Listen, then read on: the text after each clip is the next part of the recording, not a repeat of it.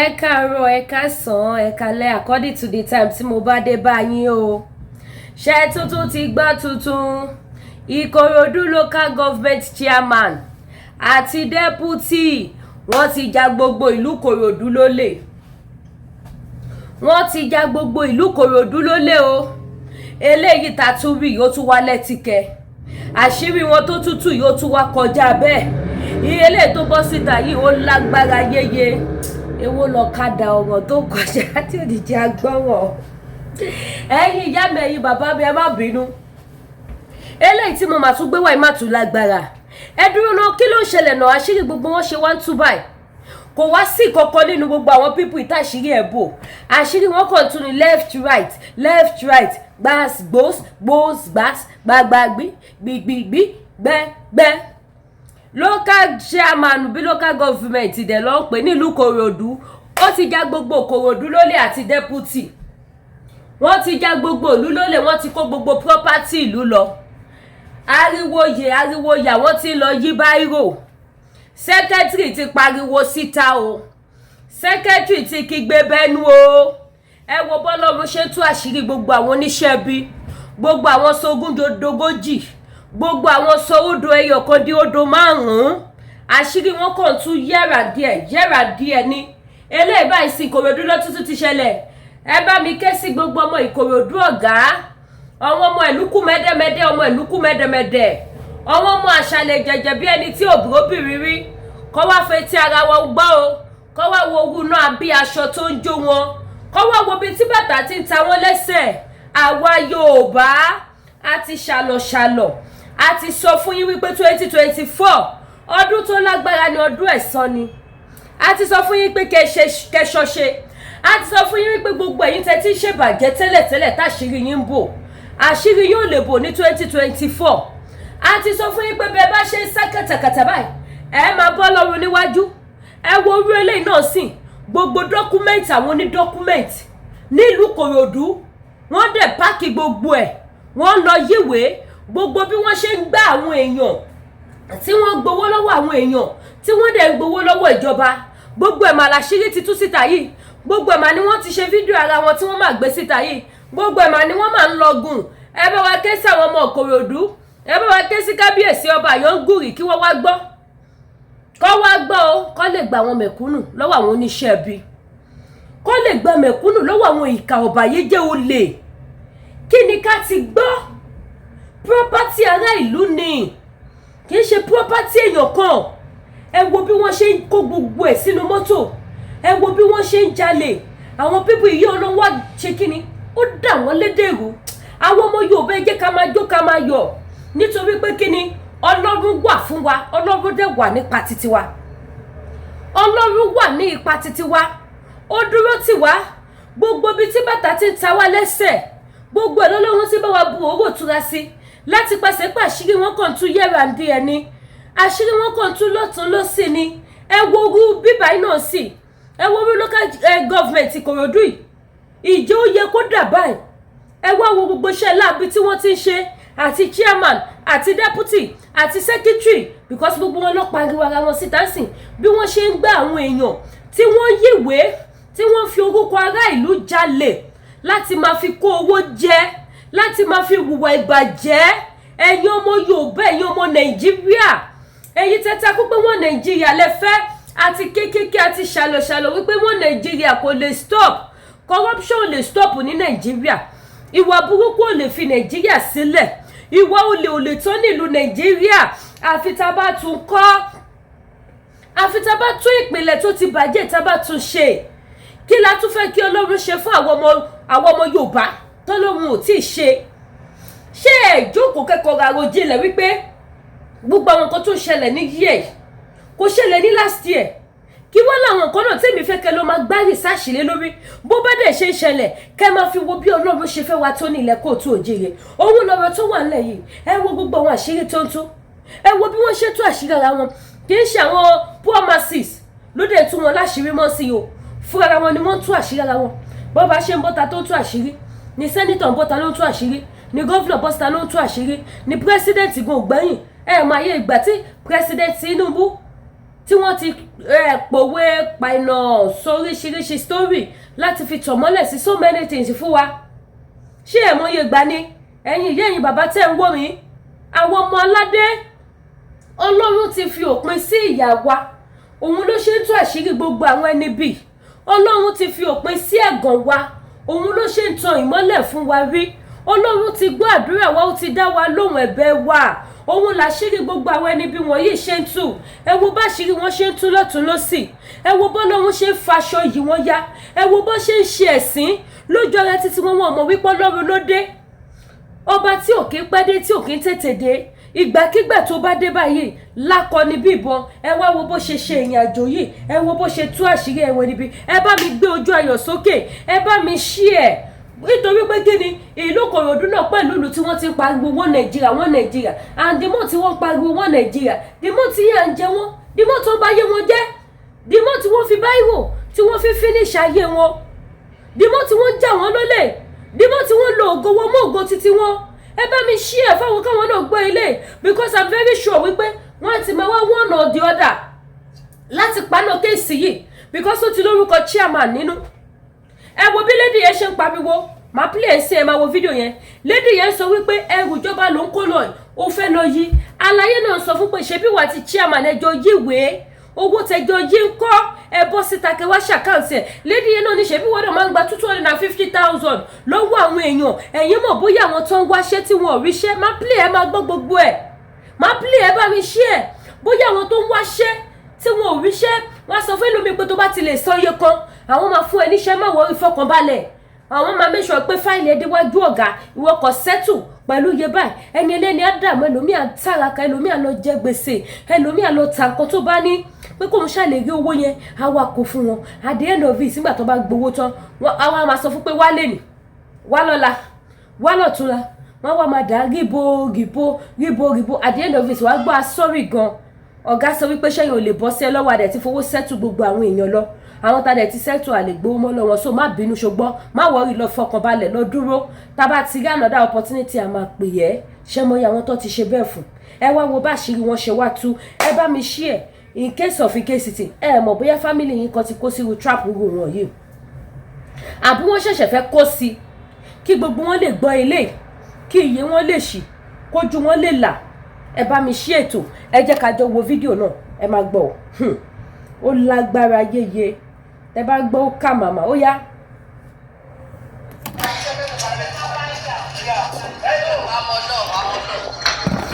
tó bá mọ náà á mọ lọ deputy leader ló ń jí sensitive document of the local government ó lè ní ẹ ó gba 250 àti rí 250 ló ń gbà lọ́wọ́ council every month. Yes, the leader took law into her hands. Which law? The leader took her into her hands. She went to sign overcharge with the chairman. Share money together. Let them approve it. She wants to take law. Let them approve it. 250,000 every month. She took overcharge with the chairman.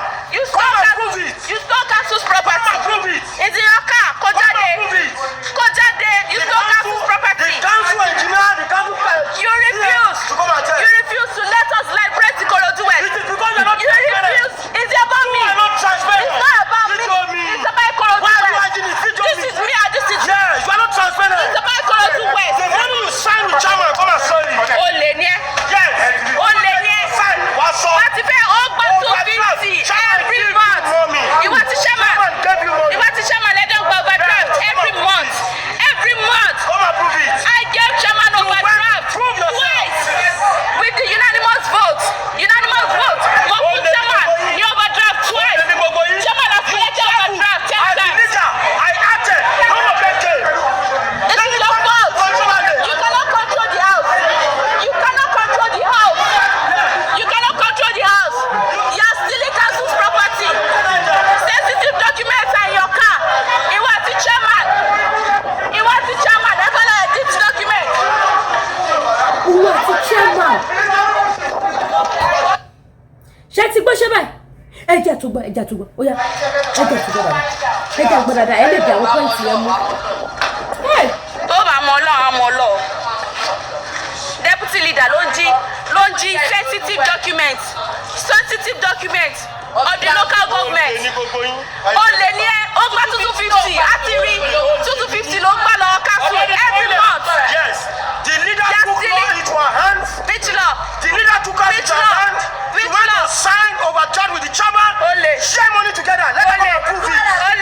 She wants to approve law. Let them approve it. 250,000 every month. She took overjoyed with the chairman. Come approve it. You stole council's property. Come approve it. It's in your car. Kojade. Approve it. Kojade. You stole council's property. The council engineer, the council You refuse. to come and tell. You refuse to let us liberate Ikorodu West. It is because you're not You refuse. It's about me. You are not transparent. It's not about You me. told me. It's about Ikorodu Why are you West. hiding it? You told This me. is me and this is you. Yes, you are not transparent. It's about Ikorodu West. The money you sign with chairman, come and sell it. Ole ni ẹ. Yes. Ole ni ẹ. Sign. What's up? Láti fẹ́ ó gbà 250 every month. Ìwọ ti chairman. Chairman gave you money. Ìwọ ti chairman lẹ́dọ̀ gba overdraft every month. Every month. Come approve it. I gave chairman overdraft prove yourself. twice with the unanimous vote. Unanimous vote. Mo fún chairman ní overdraft twice. Chairman has collected overdraft 10 As the times. leader, I acted. No one can came. This is your fault. You cannot control the house. You cannot control the house. You cannot control the house. You are stealing council's property. Sensitive All in the name documents of are in your leadership. car. He was the chairman. He was the chairman. That's why I did the document.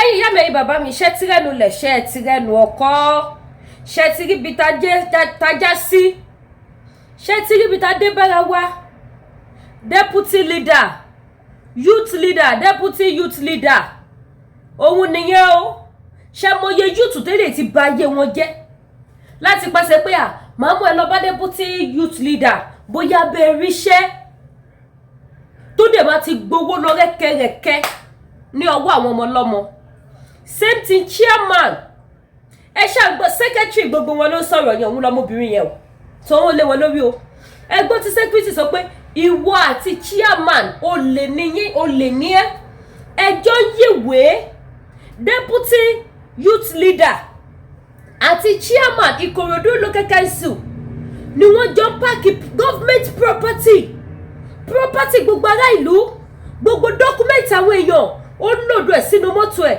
ó ń kó lọ sílé wọ́n lọ ṣe overnight job lé lórí láti yí ẹ wo bí lédi yẹn ṣe wá pariwo wọn síta pé ó lè jọ nìyẹn ẹ fẹ́ lọ yí ìwé ṣé ẹ mọ tó ti fojú lédi yẹn gan rí ṣé mo yẹ àwọn tó máa ti bá lédi yẹn sùn all in the name of iṣẹ́ ẹ wo gbogbo àwọn leaders tẹ̀ ń wò yìí nígbà tí àwọn ọmọ bá kàwé tán tí ó dásìkò àti wá iṣẹ́ wọn láfi tó bá gbèdìlẹ̀ àìmọye ẹlòmíì tó ti bá sùn síbẹ̀síbẹ̀ yóò tún yóò ríṣẹ́ tó bá ṣe mú kúrò lọ́fíìsì chairman wọ́n mú lọ sí ọ́fíìsì deputy wọ́n mú kúrò ní ti deputy wọ́n mú lọ sí ti youth leader gbogbo wọn dẹ̀ máa bá ọmọ ọlọ́mọ sùn káríkárí bẹ́ẹ̀ yẹn ṣé kò ṣẹlẹ̀ bẹ́ẹ̀ Nàìjíríà ni ẹ sọ fún mi ṣé irú nǹkan yìí ò ń ṣẹlẹ̀ Nàìjíríà ó ń ṣẹlẹ̀ mọ̀nàkàì wọ́n bá ọmọ sùn yẹn sùn yíká at the end of it iṣẹ́ tó máa padà ọ́fà ọmọ yẹn kò ní pé ọmọ yẹn ọmọ mi á gbà á fi ṣe pé how for do ọmọ mi á reject ẹ̀ á lóun ò fẹ́ iṣẹ́ yẹn ò pé òun ò lè ṣiṣẹ́ yẹn á yà kọ̀ sílẹ̀ mélòó bẹ́ẹ̀ èyí tó bá jẹ́ ọkùnrin wọ́n á ní dododo kó lọ wọ́wọ́ wá ìmí àwọn ta property ìyá ọmọ mi á ta aṣọ wàá gbé ọkọ mi gba ilé kó lọ gbé tà tó bá kúkú ti bẹ̀rẹ̀ ṣẹ́ǹsìn wàá ra ìtọ́jú eléyìí lọ fún mi màá wà òkè wàá tọ́jú mi ọmọ abágbé alọ́ta at the end of it àwọn chairman youth leader wọn ní fún wọn ṣẹ́ o yes or no ẹ bá mi kọ sí comment section wọn ò máa ní fún wọn níṣẹ́ ṣé wàá mọ iye ọmọ tí wọ́n ti bà ayé ẹ̀ jẹ́ láwọn pípù yìí ẹ wá wo bí ògbèjà oníjà kẹrù kó bo oníjà ọba àánú ẹ wo bó ṣe fi gbogbo wọn ṣe ẹ̀sín bó ṣe fi wọn ṣe ẹlẹ́yà ní 2024 ẹ wo bí àṣírí gbogbo wọn ṣe ń tú one by one ẹ̀yin tẹ́ bá ń follow mi dáadáa mo sọ fún yín àbí mi ò sọ fún yín ní last week ṣé mo sọ ní last week àbí mi ò sọ mo ní this week àti mẹni tó máa kàn last week Àwórì àti Koko Zaria àwọn ni wọ́n trend títí lórí social media. Mo ní this week ìsìn àtúntò tí mẹ́ni tó máa kan mo ní ṣùgbọ́n mo ní ìgbàgbọ́ because Ọlọ́run ò ní bẹ̀rẹ̀ iṣẹ́ kó má parí ẹ̀. Ọlọ́run dẹ̀ ti bẹ̀rẹ̀ iṣẹ́ àṣeyege àṣebọ́lùkù ẹrú àṣebọ́ nínú ìyà nínú ayé gbogbo ọmọ Yorùbá. Kò wá ní ṣiṣẹ́ yẹn dé àárín méjì kó lòun ò ṣe mọ́. Ọlọ́run ń ṣe ènìyàn. Mo ní ẹ máa wo next week kẹ́ máa wo tó máa ṣẹlẹ̀. Òun ló ti délẹ̀ yìí o. Ọlọ́run ni yóò máa jẹ́. Ọlọ́run ni yóò máa jẹ́. Lánà ló ní lọ́la o títí dé ayérayé. Ọlọ́run ni yóò máa jẹ́. Ọlọ́run ló máa jẹ́ títí ayé ẹ̀ ní pẹ̀kun. Ọlọ́run ló máa jẹ́ tí ayé bá ṣì ń jẹ́ ayé. Ẹ wá wò ó sí Ìkòròdú ló yí bíríbírí sí. Kò dẹ̀ tí yìí tó ẹ tún bí pàṣírí ẹlòmíì àtútù for this week. Kò ní jẹ́ ti Ìkòròdú chairman àti youth leader. Ẹ wo ayé à ń pariwo àwọn youth la fẹ́ kó ṣe àwọn youth la fẹ́ kó ṣe. Ẹ jọ̀ọ́ ẹ sọ fún mi youth leader tí wọ́n pariwo lè lórí is it not young enough láti jẹ́ youth leader? Ṣé kò young tó? Ṣó ti dàgbà? Ṣé ó ti dàgbà? Ẹ̀yin èèyàn ẹ bá kọ sí comment section ibi tẹ́ máa ti mọ̀ nìyẹn pé wọ́n ti bá yé àwọn tó wà nínú ìjọba olóṣèlú Nàìjíríà àti gbogbo àwọn youth tó wà nínú Nigeria politicians for now. Àwọn bàbá ìsàlẹ̀ wọn àwọn àgbààgbà olóṣèlú wọ̀nyẹn wọ́n ti kọ́ wọn níkọkúkọ wọ́n ti bá yé wọn jẹ́. Ẹ wo youth leader tó pariwo lé lórí tí wọ́n polongo wọn àti chairman pé wọ́n jọ ń yíwèé ni wọ́n jọ ń ja àwọn èèyàn lólè ni. Ẹ lọ wo chairman yẹn ẹ rí pé chairman yẹn jùlọ lọ́jọ́ orí. Yes or no ẹ bá mi kọ sí comment section. Chairman yẹn ju youth leader yìí lọ lọ́jọ́ orí. Ṣebí fèrè tó fọ fún òun ló fún síta. Ṣebí ẹ̀kọ́ tí wọ́n kọ́ ni wọ́n ti kọ́ bó ṣe máa jalè lẹ́nu iṣẹ́ ìjọba, bó ṣe máa sọ ó kan di méjì, bó ṣe máa sọ ìzẹ́rò kan di mẹ́rin, bó ṣe máa sọ di márùn-ún, bó ṣe máa sọ di mẹ́fà. Wọ́n ti fi iṣẹ́ lé lọ́wọ́. Iṣẹ́ yẹn ló máa wá ṣe títí for so many years tóun náà fi dàgbà sínú Nigerian politician game. Tóun náà máa fi dàgbà tá fi dògbò tá wá fi wá di ògbóǹtarìgì tó máa fi wá di gíran. Ṣé ti rójà ayé lóde? Ṣé wípé ohun tá nídìí nílẹ̀ Yorùbá sì ni wípé a gbọ́dọ̀ fọ gbogbo lẹ̀ mọ́. By the time tí a bá gba orílẹ̀-èdè Yorùbá nation wa a gbọ́dọ̀ jẹ́ kí gbogbo àwọn àgbààgbà arúgbó politicians tó ti ṣiṣẹ́ Nàìjíríà kó bá wọn ṣiṣẹ́ because tó bá wọn ṣiṣẹ́ torí youth ló máa rúlu lẹ̀ Yorùbá. Tí wọ́n bá àwọn youth yẹn ṣiṣẹ́ àbí tí wọ́n jẹ́ adviser fún wọn yàtọ̀ sí bàbá Professor Banji Akintoye o yàtọ̀ sí Sunday Ọmọdéyẹmọ o. I'm not talking about that to my father. I'm talking about the rest. Wọn ò gbọ́dọ̀ bá wọn ṣiṣẹ́. Tó bá wọn ṣiṣẹ́ ẹ̀mí burúkú tó wà nínú wọn ní location 9 òun náà ló máa initiate sínú ayé wọn. Òun náà máa initiate sínú ayé wọn. Ẹ rí pé wọ́n bẹ̀rẹ̀ dáadáa wọn ní parí ẹ̀ dáadáa. Wọ́n bẹ̀rẹ̀ for good wọ́n parí ẹ̀ for bad. Ṣé ti rójú ayé lóde ṣé ti rẹ́nu lẹ̀ ṣé ti rẹ́nu ọkọ́ ṣé ti rí bí ta já sí báyìí sìn ṣé ti rí bí gbogbo àwọn àgbààgbà politician bó ṣe báyé àwọn young politician bó ṣe báyé wọn jẹ́ bó ṣe kọ́ wọn bó ṣe pa ẹja kẹja bó ṣe ń jẹja kẹja bí wọn ò ṣe nílé ìtẹ́lọ́rùn bó ṣe máa jalè. Ẹ sọ fún mi youth leader tẹ́ ẹ̀ wò yìí ṣé lè tẹ́ ẹ̀ wò ìṣó ti lè wọ 45 years tó bá ti wọ 40 gan lọ́kì ni with the look I'm looking at him ṣe bí fọ́tò ẹ̀lẹ́wọ̀n lójú amóhùnmáwòrán yìí. Ó lè Ìkòròdú ó lè sogúndogójì ó lè yíwèé ó lè tó ń ja gbogbo ìlú lólè youth leader Ìkòròdú àti chairman ó lè ẹ kígbe olè mi ò náìsí ní ohun tó lè mú secretary yín tó pariwo yín síta tó dẹ̀ ṣe fídíò tí ẹ bá dẹ̀ wọnú fídíò yẹn dáadáa yín èèyàn ẹ rí wípé gbogbo àwọn staff gbogbo wọn náà ti jáde síta gbogbo wọn dẹ̀ mú fóònù báyìí wọ́n dẹ̀ fídíò máì ẹ ṣàkíyèsí ṣé tá bá ti play fídíò tẹ́ bá ṣe ń gbọ́ nǹkan tó sọ bẹ́ẹ̀ ẹ máa wo nǹkan tó tún wà nínú fídíò yẹn ẹ lè máa get àwọn fact àwọn points tẹ́ máa rí mú bẹ̀ àwọn nǹkan tó ṣẹlẹ̀ for good níbẹ̀ ẹ wo bí gbogbo àwọn staff yẹn tí ó bá ṣe wípé ó ló ń kó sínú lady yẹn tí lady yẹn fi ní action àti face ẹ̀ wípé tí ò bá ní Ọlọ́run òun máa ṣe báyìí fún ẹ gbọ́ nǹkan tí lady yẹn sọ ẹ wo bí gbogbo wọn ṣe wá lọ ń gbẹ̀yìn ẹ̀ wọ́n ti kó ìbẹ̀rù tẹ́ bá dé wọ àwọn tó ṣe fídíò yẹn jọ àwọn obìnrin ni o ṣé mọ̀ bóyá ó ti fokó lọ gbogbo wọn yíkáyíká nínú compound ńbẹ̀ ṣé mọ̀ bóyá wọ́n ti dó àwọn ẹni ẹlẹ́ni bóyá dídó làwọn ẹni ẹlẹ́ni fi ríṣẹ́ 20,000 50,000 lóṣù tí wọ́n ṣe yẹn bóyá wọ́n ti náwó wọn dáadáa kó tó rí iṣẹ́ yẹn ṣé mọ̀ pé nu títí wọn náà lè dùn wọ́n gbà fọlọ́run ni òun ló fà tí gbogbo wọn fi ń ṣe fídíò ẹ tún fídíò yẹn wò kẹ́ gẹ́ẹ̀tì kan tí mò ń sọ bẹ̀ ẹ gẹ́ẹ̀tì ẹ rí àwọn ladies yẹn bí wọ́n ṣe sáré kiri tí wọ́n fídíò ẹ̀ ó yá ẹ tún wò kẹ́kọ̀ọ́ wo nǹkan tí mo sọ yẹn ń sìn. tó bá mọ Ọlọ́run á mọ Ọlọ́run deputy leader ló ń jí sensitive document of the local government ó lè ní ó gbà 250 àti rí 250 ló gbà lọ council every month. Yes, the leader took law into her hands. The leader took us into her hands. You went to sign overjoyed with the chairman. Share money together. Let them approve it. You want to take law? Let them approve it. 250,000 every month. She took overjoyed with the chairman. Come approve it. You stole council's property. Come approve it. It's in your car. Come approve it. You stole council's property. The council engineer, the council. You refuse. To come and tell. You refuse to let us liberate Ikorodu. It is because you're not You refuse. It's about me. You are not transparent. It's not about You me. told me. It's about Ikorodu. Why are you hiding it? This is me and this is you. Yes, you are not transparent. It's about Ikorodu West. The money you sign with chairman, come and sign it. Olè ni ẹ́. Yes. Olè ni ẹ́. Sign. What's up? Wọ́n ti fẹ́ ọgbà 250 every month. Ìwọ ti chairman. Ìwọ ti chairman ẹjọ́ gba overdraft every month. Every month. Come and prove it. I gave chairman overdraft prove yourself. twice with the unanimous vote. Unanimous vote. Wọ́n fún chairman. ṣé èyí kan tí mo sọ bẹ́ẹ̀ rí bó ṣe fídíò ẹ̀ tí gbogbo wọn gbàgbẹ́ tí wọn ò lè jáde pẹ̀lú ìgboyà yàtọ̀ sí gẹ̀lẹ́ nìkan ṣé èyí You cannot control the house. You cannot. ẹ wo gba àwọn tó dúró sára lé yẹn. You cannot control the house. You are stealing council's property. Sensitive documents are in your car. Ìwọ àti chairman. That's all I did to document.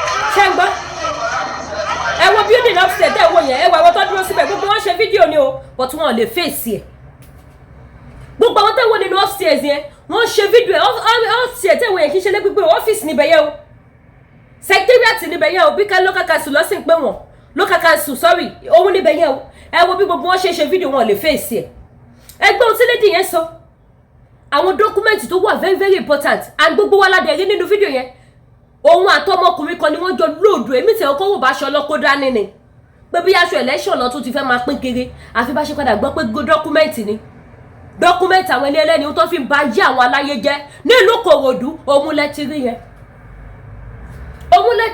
ẹ̀yin èèyàn ṣe ti rójú ayé lóde ẹ wo bí Ọlọ́run ṣe fi wọ́n ṣẹ̀sín ohun gbogbo tí wọ́n ṣe ní kọ́nà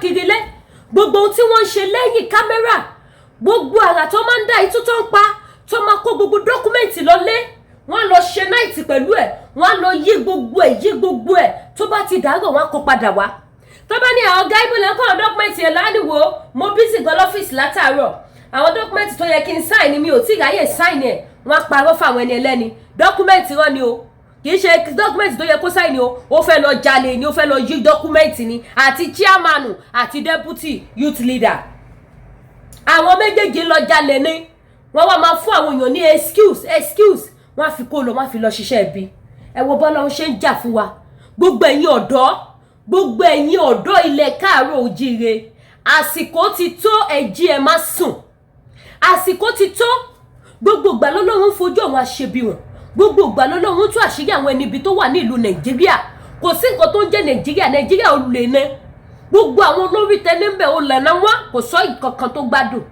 ikọ̀ ògbé kan ẹ jẹ́ ká gbára wa kúrò lóko ẹrú ẹ jẹ́ ká gbára wa lọ́wọ́ ìyà ẹ jẹ́ ká gbára wa lọ́wọ́ ìdààmú ìyà tó jẹ wá ti tó àwa náà fẹ́ ja ayé ọlọ́ba àwa náà fẹ́ ráyé gbé wọ́n ti sọ ẹlòmíì dòkú ayé àwọn pípù yìí wọ́n ti sọ ẹlòmíì di òkú sínú ayé tí ò ní válùmọ̀ táyé ò mọ̀ mọ́ wọ́n ti sọ ẹlòmíì dẹni ìparun wọ́n ti sọ ẹlòmíì dẹni ègbé wọ́n ti sọ ẹlòmíì dẹni tí ò ní ìran ayọ̀ mọ́ ní ayé ẹ̀ ní àwọn tẹ́ ń wò yìí ìdí ta ṣe ní pé ká dá dúró ká gba Yorùbá nation nìyẹn nítorí gbogbo ìwà ìbàjẹ́ ìwà olè ìwà abaniláyé jẹ́ táwọn pípù yìí ń wù òun la ṣe ní ká gba Yorùbá nation ká dá dúró ẹ̀yin ọmọ Yorùbá tàtàtẹ̀ wà ní Ìkòròdú ẹ̀yin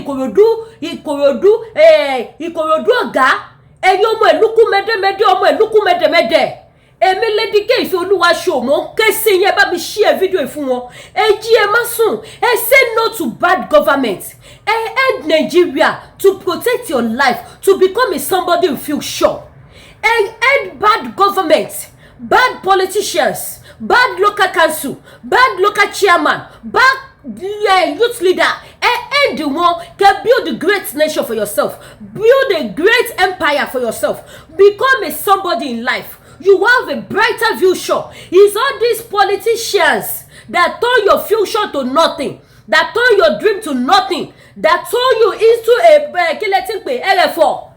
Wake up from your sleep. Ikorodu youth, say back to end bad government. End Nigeria to save your life. End Nigeria to become somebody. Ẹ bá mi share awareness ẹ jẹ́ kó dọ́dọ̀ àwọn Ikorodu. Gbogbo ẹ̀yin ọmọ Ikorodu ọ̀gá. Gbogbo ẹ̀yin ọmọ ìlúkú mẹ́dẹ́mẹ́dẹ́. Gbogbo ẹ̀yin ọmọ àṣàlẹ̀ jẹjẹ bí ẹni tí ó wọ bí rí. Ẹ jí kò sí nǹkan tó ń jẹ́ Nàìjíríà mọ́. Ẹ bọ́ sí ti ẹ pariwo lé wọn lórí. Ẹ fẹ́ Nàìjíríà mọ́. Amalgamation ti expire láti 2014. Amalgamation tó fi pè yín ní Nàìjíríà. Ó ti expire. Wọ́n so yín pọ̀ ni. Aṣẹ́wó ló sọ yín ní Nàìjíríà.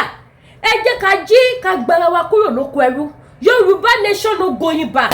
Ẹ sọ pé fẹ́ dá dúró ẹ ṣe mọ́. Ẹ ṣe mọ́. Ọ̀rọ̀ ibi ń pa wá kọ́ lọ́rọ̀ tó wà ńlẹ̀.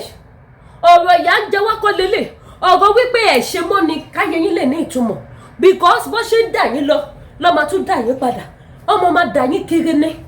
Wọn ò ní jẹ́ káyé yín kó stable láwọn ìka èèyàn tó wà nílùú Nàìjíríà. So ẹ jí ẹ má sùn ẹ sọ pé ẹ ṣe mọ́. Ẹ fẹ́ dá dúró. Yorùbá nation lẹ fẹ́. Ògo yín lẹ fẹ́ gbà. Tá bá ti lè dá dúró tá gba Yorùbá nation. Ẹ ti gba ògo yín nìyẹn. Gbogbo ẹ̀yin yẹn bàbá tẹ́ wò mí ẹ bá mi share awareness yìí.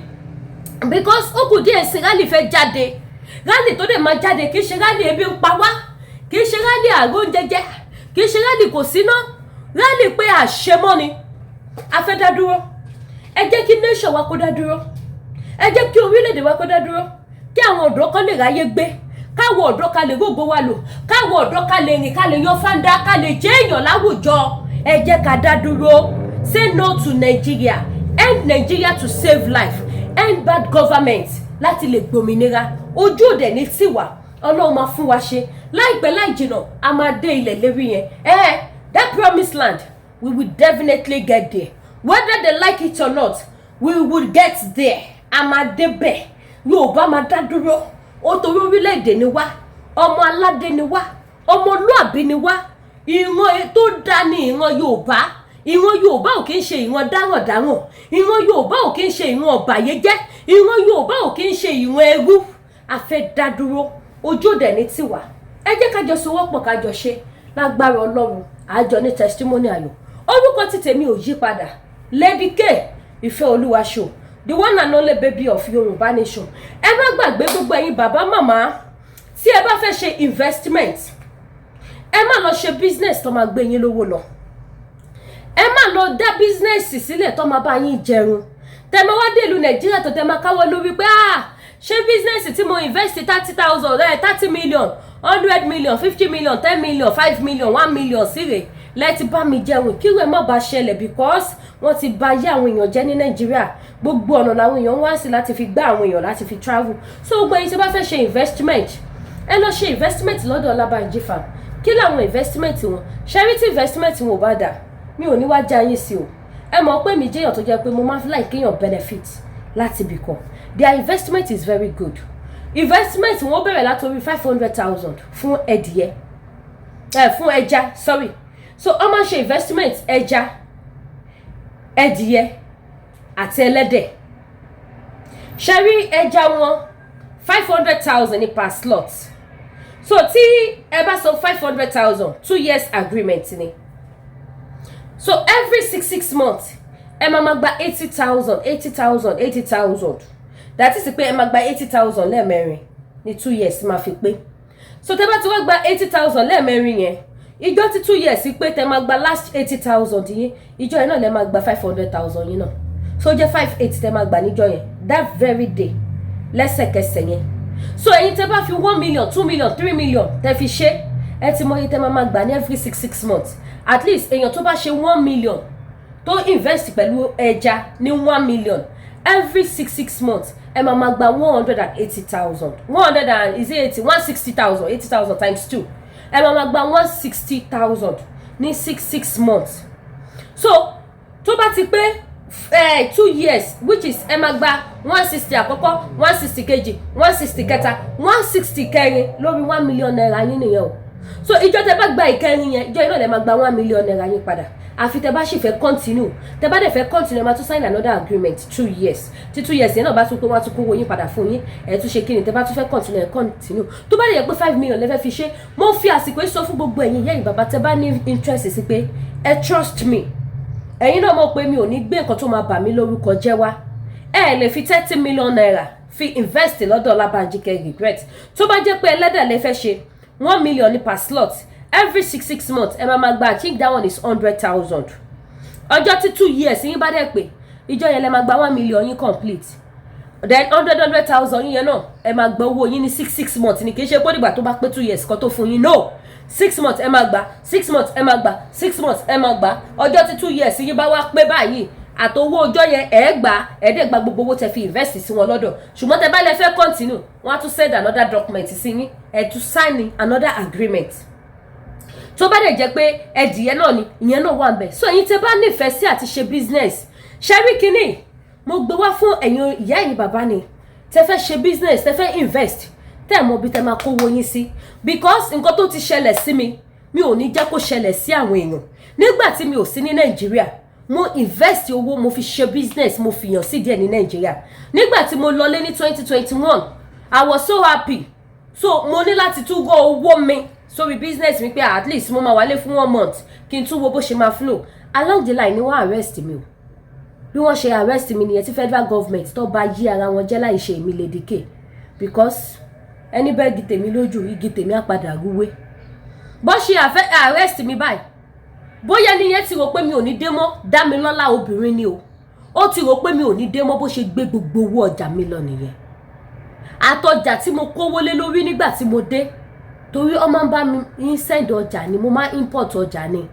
sí Nàìjíríà gbogbo ọjà mi gbogbo owó mi lọ dé ní ọjọ́ tí DSS release mi mo sinmi 1 week mo mú fóònù mo pè bó ṣe gbọ́ voice mi báyìí mọ́mì ẹ ti dé ó kọ́ ti fóònù àsọmọ òwe mi àti ẹ̀ díẹ̀ ní eléni nìyẹn díẹ̀ ní eléni bí gbogbo owó ṣe lọ nìyẹn o so nǹkan tí mo ti experience rí mi òun fẹ́ kó ṣẹlẹ̀ sí àwọn èèyàn so gbogbo ẹ̀yin tí bá fẹ́ ṣe investment ẹ lọ invest sọ́dọ̀ Ọlábánjí farm nílùú Ìbàdàn ẹ̀yin tí bá fẹ́ more details ẹ free ẹ text mi lórí WhatsApp number tẹ́ ẹ wò yẹn máa fún yín ní phone number wọn investment wọn mo fọwọ́ ìsọ̀yà fún yẹn ní regret ní regret kò síye millions tẹ́ lè fi invest pẹ̀lú wọn ẹ máa gbowó yán kan yá balẹ̀ àwọn máa ń fi owó léèyàn kiri ni kì í ṣe ilé máa pè wọ́n pé ẹ lò ó tí bá mi send owó mi níbo kẹ́ tó sùn kẹ́ tó jí báyìí tó bá ti lákàntì number yín lọ́wọ́ ẹ ti rà láti yín lákàntì yín bí Ọlábánjí farm ṣe rí nìyẹn is a very nice man and trustworthy somebody èèyàn tẹ́ lè trust ni so gbogbo ẹ̀yin tẹ́ bá need more information more details ẹ pè mí lórí WhatsApp máa send number wọn sí yín ẹ pè wọ́n kẹ́ sọ pé láti ọ̀dọ̀ Lcda wọ́n ṣàlàyé everything fún yín ẹ mọ̀ pé the right channel ẹ wà ẹ̀yin tẹ́ bá tún wá fẹ́ lo body cream tó dẹ̀ ẹ máa wo ti camera phone tí mo lò ẹ̀yin náà rí fóònù tí mo lò ní Yorùbá Day ní Canada náà kámẹ́rà ò gbádùn gbogbo àwọn phones mi kámẹ́rà wọn ò gbádùn mo tẹ̀wọ́ ẹ tó máa ra laptop fún mi laptop mi ti bàjẹ́ ẹ jọ̀ọ́ ẹ ṣàánú mi ẹ̀yin fans mi máa gbé laptop mi wá báyìí lórí live show kẹ́ra laptop fún mi ó ti bàjẹ́ ó ti condemn àwọn phones náà sì gbádùn gbogbo ẹ̀yin tẹ́ bá fẹ́ lo body cream tó dáa body soap tó wà pa láti iléeṣẹ́ Danari skincare ẹ̀yin tẹ́ bá rí tí bá lo fóònù tó bá gbádùn tó gbé nice colour yẹn jáde yàtọ̀ sílẹ̀ but ká dúpẹ́ lọ́dọ̀ àpẹẹlẹ náà ṣì ṣe díẹ̀ so gbogbo ẹ̀yin tẹ́ bá fẹ́ ra product tó wà pa product Danari skincare tá ti polówó láti 4 years náà ni èkúta ò bá wọn because product wọn dà which I'm happy pé yes èmi náà gbé nǹkan tó dá wá fún gbogbo ẹ̀yin ìyá ẹ̀yin bàbá mo dẹ̀ dúpẹ́ lọ́wọ́ gbogbo ẹ̀yin tẹ́ ń patronize gbogbo àwọn tí mò ń bá polówó ọjà because ẹ bá patronize wọn ni wọ́n ti withdraw advert lọ́wọ́ ti tèmi gan náà but ọlá ìgbà wọn náà ṣe nǹkan tó dáa people keep on patronizing kò sẹ́ni tó máa rajà lọ́wọ́ gbogbo àwọn tí mo bá ń polówó ọjà tí ẹ̀ tún ní introduce ẹ̀ séyàn because people will definitely ask you pé kí láṣìírí ẹ̀wà yín tó bá jẹ́ cream ni tó bá dẹ̀ jẹ́ ti iléeṣẹ́ T-Health natural bar fún jẹ̀díjẹ̀dí back pain manpower flat tummy àti bẹ́ẹ̀ bẹ́ẹ̀ lọ àti ti diabetes kò sí ni ẹ máa lẹ́nu wọn sọ pé àwọn ẹ̀ jẹ̀dí tẹ̀ ń yọ mí lẹ́nu ẹ̀ jẹ̀dí yọ lẹ́nu kẹ̀ tí àgbo jẹ̀dí iléeṣẹ́ T-Health natural bar wà ọmọ introduce ẹ̀ sí wọn ọmọ rà á so gbogbo èyí tẹ́ bá ti ra àwọn product yẹn ẹ pè mí lórí WhatsApp number ẹ jẹ́ kí n fún yín ní contact wọn ọkẹ́ text mi èyí tẹ́ bá ti fẹ́ tó bá jẹ́ cream lẹ fẹ́ ra àbọ̀ṣẹ ẹ̀wẹ̀ náà ẹ sọ sí ẹ kọ sí comment ẹ sí chat fún mi tó bá jẹ́ Ọlábánjí lẹ fẹ́ bá dòwò pọ̀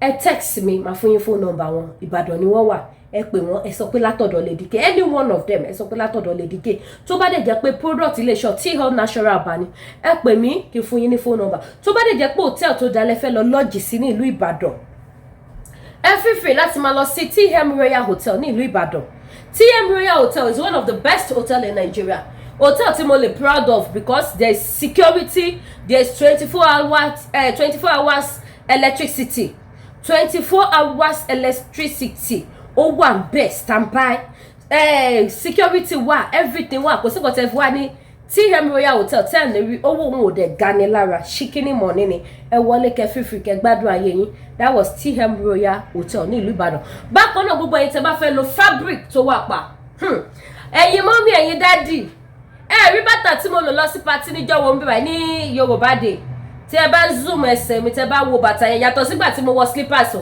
ṣé mo pé DSS ti bà mí lẹ́sẹ̀ jẹ́ so mi ò lè rìn pẹ̀lú high heel lọ títí that is why kò síbi tí bá lọ máa kó slippers dání but ẹ̀yin tẹ́ bá rí àwọn picture yẹn ẹ zoom ẹsẹ̀ mi kẹ́ wo bàtà tó wà lẹ́sẹ̀ mi yẹn ṣe rí bàtà yẹn oh my god ẹ̀yin tẹ́ bá fẹ́ ra bàtà tó wà pa àti pọ́s ẹ wo pọ́s ọwọ́ mi yẹn tòmáṣì lòun àti bàtà yẹn wine colour beautiful design so gbogbo ẹ̀yin tẹ́ bá need àwọn bag bàtà àti fabric tó wà pa láti iléeṣẹ́ Unique Alpha ṣé Unique Alpha àbí kí lọ́la wọn jẹ́ Unique wọ́n wà ní Japan àti Nigeria ibẹ̀ ni wọ́n ní ṣọ́ọ̀bù sí ẹ pè mí kí n fún yín ní WhatsApp number wọn kẹ́ contact wọn tó bá send out ṣé gbogbo tèmi tẹ̀ tún wá lò yẹn ẹ̀ṣá ló tún bá dé tí ẹ bá ṣe kí ni tí ẹ bá sọ fún wọn pé yá kó send àwọn design sí yín my god àwọn báàgì wà in fact Ọlọ́run tó dá wa ní obìnrin ó mọ ohun tó yẹ wá ó dẹ̀ bá wa fún àwọn èèyàn ní làákàyè láti lè máa ṣe àwọn nǹkan tó yẹ kó ta bá lò sí ara wọn á wò bàbá yìí pé èèyàn ni èèyàn rèé so gbogbo ẹ̀yin tẹ́ bá fẹ́ ra bag bàtà aṣọ tó wà padàdà tó jẹ́ pé wọ́n á máa wò yín wọ́n á máa tún yín wò lóde ni anywhere tẹ́ bá wọ̀ bá wọn mọ̀ pé yes respect èèyàn rèé ṣé mo rẹ̀ ní ká sọ ni ṣé lùkú ẹ̀ ni ẹ pè mí kí n fún yín ní phone number wọn ó wà ní Japan ó wà ní Nigeria mo dẹ̀ dúpẹ́ lọ́wọ́ ẹ̀yin tẹ́ ti patronize títí wọn náà because it's new advert lọ́wọ́ wa but mo dúpẹ́ pé ẹ̀yin ẹ̀ turn up láti patronize wọn thank you so much ẹlòmíràn Lady K mo ti order ọjà mi Lady K mo ráwọn fẹ́ design bàtà Lady K tẹ́ bá báàgì tí mo rí lọ́wọ́ wọn wow mo mà láìkẹ́ gan kíákíá mo ya order so mo dúpẹ́ lọ́wọ́ gbogbo yín náà so ẹ̀yin tẹ́ bá need ẹ fẹ́ ṣe birthday ẹ fẹ́ ṣe photo shoot ẹ fẹ́ ṣe wedding ẹ fẹ́ ṣe remembrance ẹ fẹ́ ṣe wedding anniversary ẹ fẹ́ ṣe anything iléeṣẹ́ Unique òun ní kẹ́ lọ kẹ́tì lọ order fáṣọ àti bàtà tẹ́ máa lò ẹ ní regret pé báwọn dòwò pé ojú òní tíyìn tó bá dẹ̀ jẹ́ àǹkárá náà ni tó bá jẹ́ àdìrẹ náà ni wọ́n láwọn àdìrẹ tó yẹ pé ó bómi rẹ́ ó bóhùn rẹ̀ ọjà wọn kúrò lọ́jà kò bómi rẹ́ kò bóhùn rẹ̀ aṣọ burúkú tí wọ́n bómi rẹ́ ó bóhùn rẹ̀ kò ní bó kì í ṣe tóhùn máa pa tó máa wá yín sá so ẹ pè mí kí n fún yín ní nọ́mbà ẹ ṣé gan mo dúpẹ́ má wàá gbàgbé gbogbo ẹ̀yin tẹ́ bá fẹ́ send owó sílùú Nàìjíríà ẹ wá patronize mi business tèmi nìyẹn ẹ̀yin tẹ́ bá fẹ́ ṣe owó ẹ lọ download Lemfi app ẹ wo referral code mi lókè kẹ́ lò kẹ́ fi ṣe owó ojú òní tìyìn ẹ jẹ́ patronize baby yín o ojú òní tìyìn ní wọ́wọ́ tí o mo bẹ̀bẹ̀ ni mi ò ṣakọ mọ́ mi ò dẹ̀ kẹ́ pose mo bẹ̀bẹ̀ ni mi ò ṣakọ o ẹ patronize mi lágbára Ọlọ́run ẹ̀ ní ṣàṣetì ire àti àánú Ọlọ́run á jẹ́ ti gbogbo ẹ̀yin ìyá mi ẹ̀yin bàbá mi all over the world káàkiri àgbáláyé láṣẹ Èdùmàrè so referral code mi òun lẹ ń wò lókè tó bá jẹ́ Canada lẹ́wà tẹ́ bá lò for the first time wọ́n máa fún yín ní $30 ní bonus tó bá jẹ́ America lẹ́wà wọ́n máa fún yín $20 tó bá wá jẹ́ pé UK wọ́n máa fún yín ní £10 ẹ patronize mi and exchange rate ti gbéra sí dọ́là ti lé ní 1,500 $1 US ó ti lé ní 1,500 $1 Canadian ó ti lé ní 1,001 so ẹ patronize mi ojú òní tì yín ẹ dẹ̀ má gbàgbé bá mi subscribe sí YouTube channel mi kẹ́ turn notification bell kẹ́ dẹ̀ bá wa share program ẹ ṣé gan ire o.